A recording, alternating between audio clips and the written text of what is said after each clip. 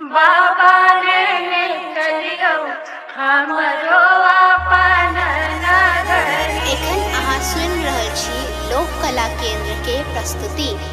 बाबा लेने चलियो हमरो अपन नगरी।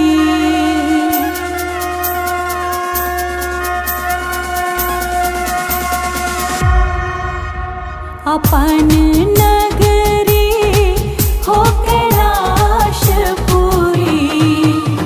अपन नगरी हो कैलाशपुरी। बाबा लेने चलियो हमरो अपन नगरी।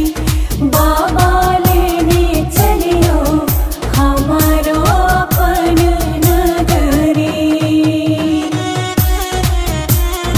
लोक कला केंद्र के प्रस्तुति।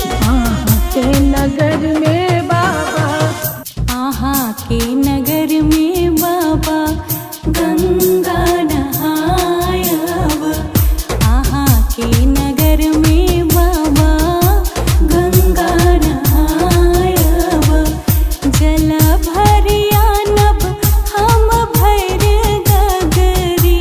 यो बाबा जल भरियानब हम भैर गगरी।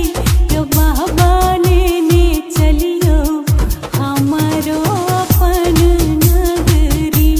बाबा लेने चलियो हमरो अपन नगरी। लोक कला केंद्र के प्रस्तुति। कार्तिक गणपति कार्तिक गणपति गोद खिला